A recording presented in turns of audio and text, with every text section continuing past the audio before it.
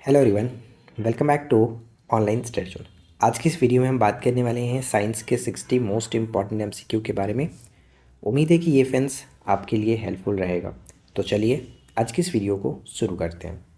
अगर आपने अभी तक हमारे एप्लीकेशन को डाउनलोड नहीं किया है तो मैं आपको रिकमेंड करूँगा कि आप हमारे एप्लीकेशन को डाउनलोड कर लीजिए और इसमें जितने स्टडी मटेरियल दी गई है आप उनको देखिए।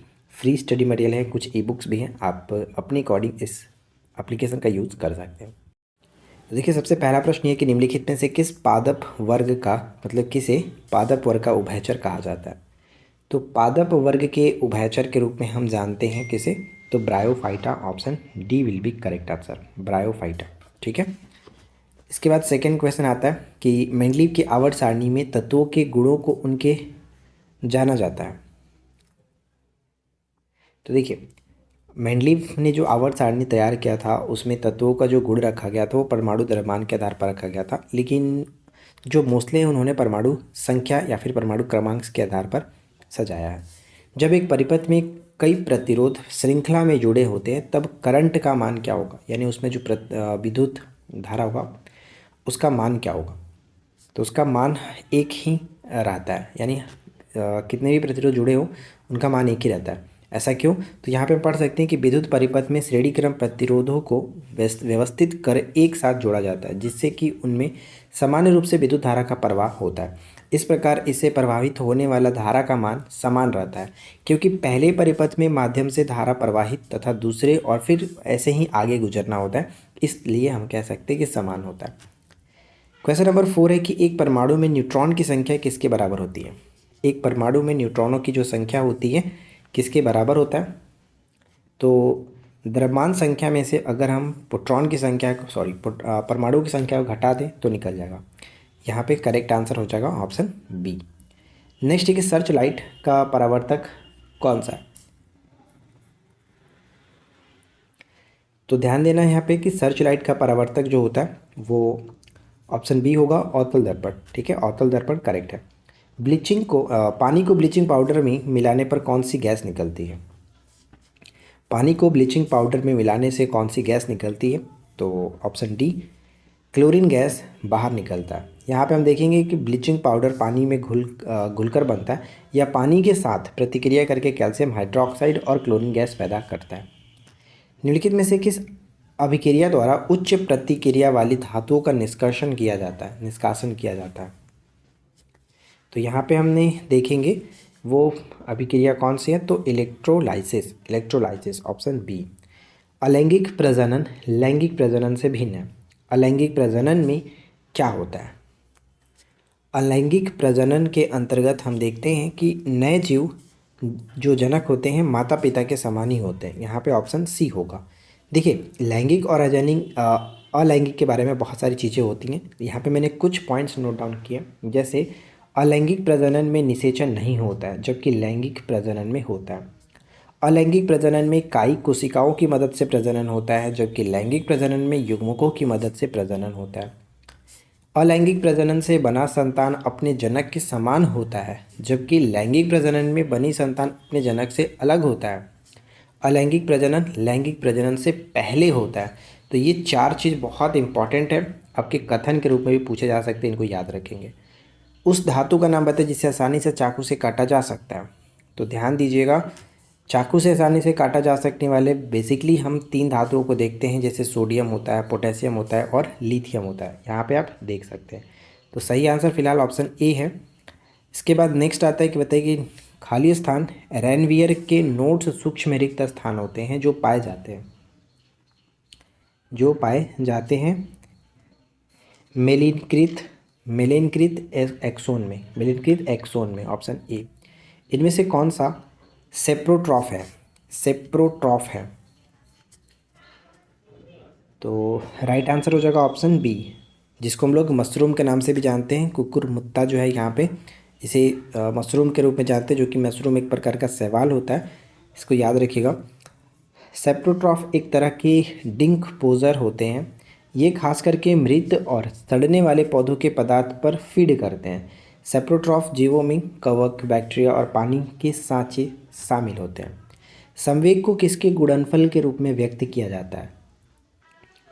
तो ध्यान दीजिएगा, संवेग को किसके गुणनफल के रूप में व्यक्त किया जाता है? तो यहाँ पे हमारा सही आंसर जो बनेगा, संवेग को हम लोग p बराबर जो होता है मोमेंटम, p बराबर mv, मास गुने वेलोसिटी, द्रव्यमान और वेग के गुणनफल, ऑप्शन सी होगा। नकारात्मक त्वरण निम्न में से किसकी दिशा के विपरीत होता है? तो ध्यान देना है कि नकारात्मक जो त्वरण होता है वो वेग के दिशा के विपरीत होता है। यहाँ पे ए होगा, जब किसी वस्तु का वेग कम हो जाता है, वेग कम हो जाता है तो उसके नकारात्मक त्वरण का अनुभव होता है। इसे आमतौर पर मंद त्वरण, मंदता या फिर मंदी कहा जाता है। ऑक्टेस वर्गीकरण के न्यूलैंड्स लॉ में निम्नलिखित में से कौन सा तत्व अंतिम है? न्यूलैंड्स जो लॉ था, न्यूलैंड्स का अष्टक नियम, जिसमें अंतिम तत्व थोरियम को माना गया। थोरियम का परमाणु संख्या 90 होता है, इसको याद रखिएगा, 90, ठीक है। और इसकी खोज 1828 में बर्जीलियस ने किया था।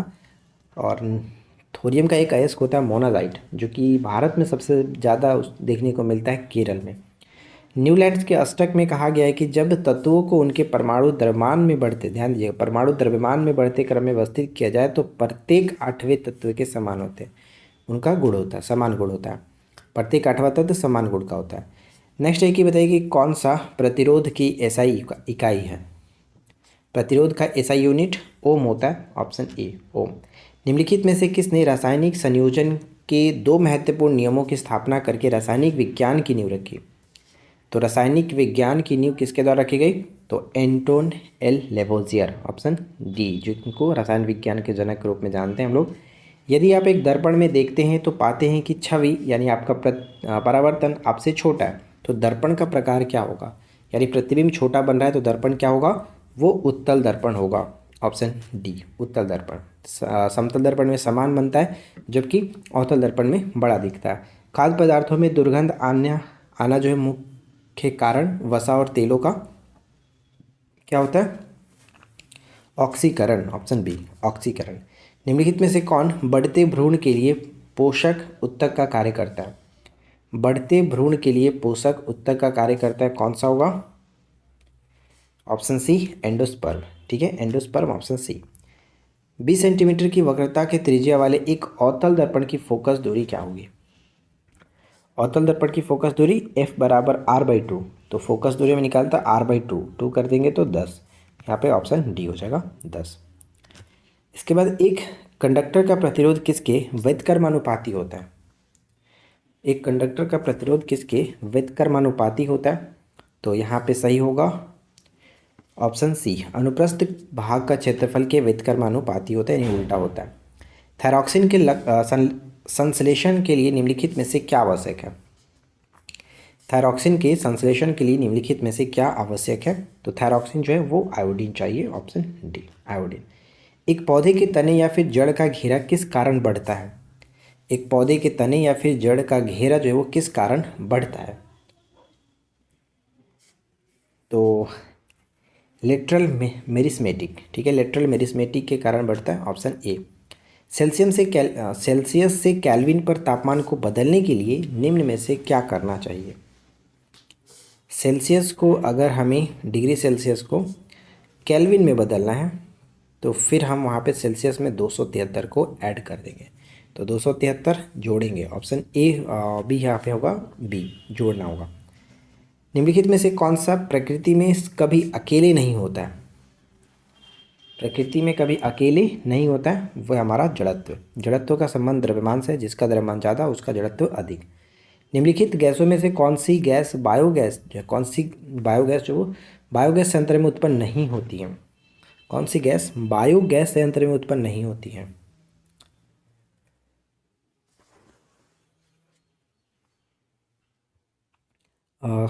कार्बन मोनोऑक्साइड, ठीक है, कार्बन मोनोऑक्साइड, ऑप्शन ए। धातुएं अम्ल के साथ अभिक्रिया कर क्या उत्पन्न करती है? धातुएं अम्लों के साथ अभिक्रिया कर क्या उत्पन्न करती हैं? लवण और हाइड्रोजन, लवण और हाइड्रोजन, ऑप्शन सी। एम कक्षा में शामिल हो सकने वाले इलेक्ट्रॉनों की अधिकतम संख्या कितनी होगी? ये प्रश्न आपको बताया गया है। जो कक्षा होता है KLMN इस तरह से आगे बढ़ता है, यानी 2, 8, 18, 32 होता है, या इसको निकालते कैसे? तो 2n² के थ्रू आप निकालिए। देखिए 2n² मान लीजिए कि हमें m कक्षा में पूछा गया, तो m में मैंने 18 कैसे लिखा है, देखिए n की जगह पे संख्या 1 2 3 4 इस तरह से रखते हैं। तो अगर मैं n की जगह पे 3 रखूँगा तो 3 का स्क्वायर 9 हो जाएगा, 9 दूनी 18। ठीक उसी तरह से 2n² अगर है और हमें n के बारे में पूछा था तो 2n गुणे 4 करते हैं, और 4 का स्क्वायर कितना होता है 16, 16 गुणे 2 32। तो ये हमारा हो जाता है 32। यानी पूछ लिया जाए कि n सेल में अधिकतम इलेक्ट्रॉन कितने होते हैं तो 32 होगा। तो करेक्ट आंसर फिलहाल यहाँ पे क्या होगा, ऑप्शन सी 18। ठीक है 18। स्वाद का पता लगाने के लिए अभिग्राहक को क्या कहते हैं? स्वाद का पता लगाने वाले जो अभिग्राहक होते हैं उसे हम लोग सस्वेदी अभिग्राहक, सस्वेदी, ऑप्शन डी। सार्वभौमिक गुरुत्वाकर्षण जो यानी कि जी है, कांस्टेंट जी के मूल्य की खोज किसने की थी? कांस्टेंट जी जो है वो दिया गया था हेनरी कैवेंडिश के द्वारा, ऑप्शन ई हेनरी कैवेंडिश। निम्नलिखित में से कौन सा एक अम्ल का गुण नहीं है? अम्ल स्वाद में खट्टा होता है, अम्ल क्षार के साथ मिलकर के लवण बनाता है, अम्ल नीले लिटमस को लाल कर देता है, अनिल हमने याद रखा है। अम्ल जो होता है वो नीले को लाल में बदलता है। तो यहाँ पे हम कहेंगे कि 1 3 4 सही है, लेकिन बी गलत है। स्वाद में कड़वा ये जो कि वो क्षार के रूप में कहा जाता है। पदार्थ की किस अवस्था में संपीड़ितता का गुण सर्वाधिक होता है? पदार्थ की किस अवस्था में संपीड़ितता का गुण, संपीड़ितता मतलब कंप्रेस जो होने की गुण है वो, तो हम गैस को काफ़ी ज़्यादा संपीड़न कर सकते हैं, ऑप्शन सी। दबाव बढ़ाने से पदार्थ के कणों को हम क्या कर सकते हैं? दबाव बढ़ाने से जो पदार्थ है उसके हम लोग जो कण होंगे उसको नज़दीक लाया जा सकता है, ऑप्शन ए नज़दीक लाया जा सकता है। गैस से द्रव बदलने की प्रक्रिया क्या होती है? गैस से द्रव में बदलने की जो प्रक्रिया होती है उसे संघनन कहते हैं। ठीक है, संघनन, ऑप्शन ए। निम्नलिखित में से ऊर्ध्वापातन पदार्थ कौन सा है? तो ऊर्ध्वापातन जो पदार्थ है, जो क्या ऊर्ध्वापातन पदार्थ किसको बोलते हैं? वैसा ठोस जिसे गर्म करने पर वो डायरेक्ट गैस फॉर्म में चला जाए उसको कहते हैं। यानी अमोनियम क्लोराइड हो गया, नेफ्थलीन हो गया, तो सी करेक्ट होगा। 1 और 2 दोनों ऐसे हैं। वाष्पीकरण वह प्रक्रम है जिसमें जल वाष्प में बदलता है। वाष्पीकरण वह प्रक्रम है जिसमें जल वाष्प में बदलता है। वाष्प में बदलता है वो क्या है कि अपने क्वथनांक से कम ताप पर, अपने क्वथनांक से कम ताप पर उसको कहते हैं। तो राइट आंसर यहाँ पे हो जाएगा ऑप्शन जो कि सी। ठीक है, ध्यान रखिएगा। नेक्स्ट है कि किस बल के कारण ब्लैक बोर्ड पर चॉक से लिखने पर अक्षर उभर जाते हैं? किस बल के कारण ब्लैक बोर्ड पर चॉक से लिखने पर अक्षर उभर आते हैं? तो ये होता है आपका, ध्यान देना है यहाँ पे, हमारा सही आंसर हो जाएगा ससंजक बल। ठीक है, ससंजक बल, ऑप्शन किसे टिक करेंगे? ऑप्शन बी को टिक करेंगे। ठीक है, ऑप्शन बी बिल्कुल सही आंसर होगा, ससंजक बल। पृथ्वी के केंद्र पर सरल लोलक का आवर्तकाल क्या होता है? पृथ्वी के केंद्र पर ध्यान दीजिएगा, आवर्तकाल T बराबर 2π√L/g। जी क्या होता है? तो गुरुत्वाकर्षण जो गुरुत्वाकर्षण बोल रहा हूँ, गुरुत्व। ठीक है, पृथ्वी का जो गुरुत्व है स्मॉल जी का मान कितना होता है? आप कहेंगे 9.8 रख लो या फिर आप 10 रख लो। तो वैसे हम लेकिन जानते हैं ये जनरली होता है, लेकिन पृथ्वी के केंद्र पर गुरुत्व कितना होता है? 0 होता है। तो L/0 का मान क्या हो जाएगा? 0। यानी अगर मैं इसको रखता हूँ L/0 करने के मतलब हो जाता है आपका इन्फिनेटिव, कटेगा नहीं, सॉरी, इन्फिनेटिव। और L/0 का मतलब इन्फिनेटिव होगा, किसी भी संख्या को 0 से भाग दे तो क्या होता है उसका वैल्यू? इन्फिनेटिव। तो हम यहाँ पे कहेंगे कि सरल लोलक आवर्तकाल कितना हो जाएगा पृथ्वी के केंद्र पर? अनंत हो जाएगा। यहाँ पे सही आंसर ऑप्शन बी, अनंत। तो ध्यान दीजिएगा, चुंबकीय क्षेत्र की एसआई यूनिट क्या होता है? चुंबकीय क्षेत्र का एसआई यूनिट हो जाता है tesla, option C, tesla. Next, साबुन के बुलबुले किस कारण रंगीन दिखाई देते हैं? साबुन के बुलबुले किस कारण से रंगीन दिखाई देते हैं? तो ये हो जाता है हमारा व्यक्तीकरण। ठीक है, व्यक्तीकरण के कारण रंगीन दिखाई देता है। परमाणु के भीतर न्यूट्रॉन द्वारा प्रोटॉन पर आरोपित बल क्या कहलाता है? न्यूट्रॉन द्वारा, न्यूट्रॉन जो होता है वो क्या होता है? परमाणु की कक्षा में होता है, कक्षा में बोल रहा हूँ, नाभिक में होता है, और कक्षा में तो इलेक्ट्रॉन प्रोटॉन चक्कर लगाते रहते हैं। तो न्यूट्रॉन द्वारा प्रोटॉन पर जो बल लगता है उसको हम लोग नाभिकीय बल कहते हैं। तो सी यहाँ पे करेक्ट होगा, ऑप्शन बी, नाभिकीय बल। साधारण नमक के विलयन के निर्माण के लिए सोडियम हाइड्रोक्साइड किसके साथ अभिक्रिया करता है? सोडियम हाइड्रोक्साइड यानी साधारण नमक के निर्माण के लिए सोडियम हाइड्रोक्साइड किसके साथ अभिक्रिया करता है? तो हाइड्रोक्लोरिक अम्ल HCl के साथ। हाइड्रोक्लोरिक अम्ल का एक अन्य नाम क्या होता है? म्यूरेटिक अम्ल। ठीक है, म्यूरेटिक अम्ल। कॉर्क सेल में मौजूद एक रसायन है जो उसमें गैसों और पानी के प्रवेश को रोकता है। गैसों और पानी के प्रवेश को रोकता है, तो right answer option D, suberin. Suberin यहाँ पे करेक्ट है। कौन सा उत्तक पौधे के प्रकाश संश्लेषण हिस्सों से सामग्री के परिवहन में मदद करता है? प्रकाश संश्लेषण हिस्सों से सामग्री के परिवहन में मदद करता है, तो वो है हमारा फ्लोएम। ठीक है, ऑप्शन ए, फ्लोएम। अगला है कि तारबीन का तेल प्राप्त होता है। देखिए, तारबीन का तेल जो होता है वो पाइनस से प्राप्त होता है, ऑप्शन डी होगा, पाइनस। कवकों में संग्रहित भोज्य पदार्थ कौन सा है? कवकों में संग्रहित भोज्य पदार्थ कौन सा है? तो राइट आंसर हो जाएगा ग्लाइकोजेन। ग्लाइकोजेन सही आंसर है। 0 डिग्री सेल्सियस पर 1 ग्राम बर्फ को पूरी तरह से पिघलाने के लिए कितना यांत्रिक कार्य करना चाहिए? 0 डिग्री सेल्सियस पर 1 ग्राम बर्फ को पिघलाने के लिए पूरी तरह से कितना यांत्रिक कार्य करना होगा? 80 जूल, ऑप्शन बी, 80 जूल। बर्तन बनाने के लिए इस्तेमाल होने वाला जर्मन सिल्वर मिश्र धातु है। देखिए, जर्मन सिल्वर में कौन कौन सा मिश्र धातु होता है? तो सबसे पहले मैं आपको बता दूं, सिंपल सा तरीका याद रखिएगा कि जर्मन सिल्वर, सिल्वर कहता है लेकिन इसके मिश्रण में सिल्वर होता नहीं है, तो ये चीज़ हमारा तो कट जाएगा। तो जहाँ पर भी 4 आपको दिख रहा है उसको काट दीजिए। यहाँ पर भी 4 है, यहाँ पर भी कट गया, ये भी कट गया, यानी करेक्ट आंसर 1, 2, 3, तांबा, जस्ता और निकेल, यही होता है हमारा बर्तन बनाने वाले जो इस्तेमाल जर्मन सिल्वर होता है। जर्मन सिल्वर के मिश्रण में तांबा, जस्ता और निकेल होता है। न्यूट्रोफिल और लिम्फोसाइट्स किससे उत्पन्न होता है? न्यूट्रोफिल और लिम्फोसाइट्स किससे उत्पन्न होते हैं? तो ये उत्पन्न होते हैं अस्थि मज्जा से, ऑप्शन सी, अस्थि मज्जा से। नेक्स्ट, बृहद महिलाओं में ऑस्टियोपोरोसिस मुख्य रूप से पाया जाता है। ऑस्टियोपोरोसिस जो है वो मुख्य रूप से पाया जाता है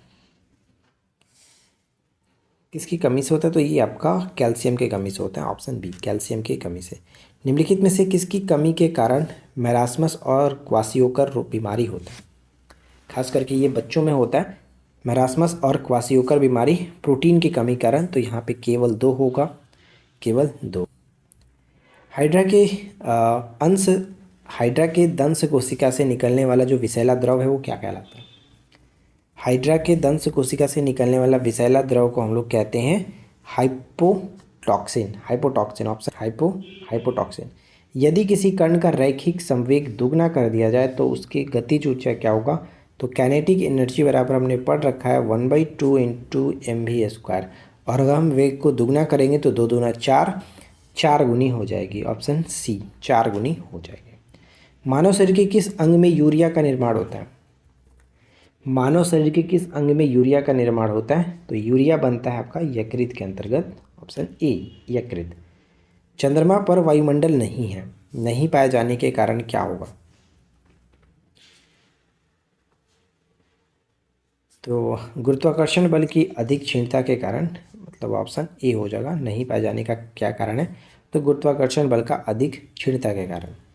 अम्लों के बारे में निम्नलिखित में से कौन सा कथन सही है?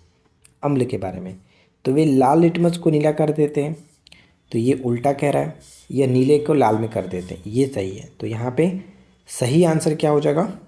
और अच्छा, एक और पॉइंट है कि अम्ल का pH मान 7 से कम होता है, ये भी सही। 1 से लेकर के 7 तक, और 7 से होता है 14 तक, तो ये आपका अम्ल हो गया, ये आपका क्षार हो जाता है। तो अम्ल 1 से लेकर के 7 तक, तो सही आंसर 2 और 3 होगा, इसलिए बी पे जाएंगे। दूध के pH की प्रकृति कैसी होती है? दूध के pH की प्रकृति जो है वो कैसी होती है? तो थोड़ा अम्लीय होता है। दूध का pH वैल्यू कितना होता है, आप लोग ये कमेंट करके बताइए, ये आपके ऊपर मैं छोड़ता हूँ। नेक्स्ट आता है कि गैसीय विनिमय प्रकाश संश्लेषण के उद्देश्य से छोटे छिद्रों के माध्यम से पत्तियों में होते हैं। ये छिद्र क्या है? पत्तियों पर छोटा छोटा छिद्र मौजूद होता है जिसके कारण वो प्रकाश संश्लेषण कर पाते हैं, और प्रकाश संश्लेषण के बाद ऑक्सीजन रिलीज कर पाते हैं और कार्बन डाइऑक्साइड को अवशोषित करते हैं। और पत्तियों पर मौजूद जो छोटे छोटे छिद्र होते हैं हम लोग स्टोमेटा कहते हैं, ऑप्शन बी, स्टोमेटा। प्लेटलेट्स का दूसरा नाम क्या है?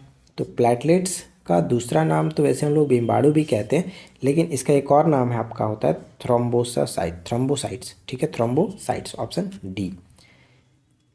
देखिए आज के इस वीडियो का आखिरी प्रश्न है कि जल के अंदर मौजूद व्यक्ति को किस कारण जल की सतह से उस ऊपर की वस्तु अपनी वास्तविक स्थिति से अपेक्षाकृत अधिक ऊंचाई पर प्रतीत होती है। तो ये हो जाता है प्रकाश के अपवर्तन के कारण, ठीक है, प्रकाश के अपवर्तन के कारण। तो देखिए फ्रेंड्स, यहाँ पे हमने 60 इंपॉर्टेंट साइंस के क्वेश्चंस को डिस्कस किया। उम्मीद है कि ये वीडियो आपके लिए हेल्पफुल रही होगी। पसंद आया हो तो लाइक एंड शेयर करिए। चैनल पे पहली बार है, सब्सक्राइब करके नोटिफिकेशन बेल आइकन को ऑल पे सेट कर लीजिए। हम मिलते हैं आपके साथ इसी प्रकार के नेक्स्ट वीडियो में नए टॉपिक के साथ। Thanks for watching, keep learning, have a good day.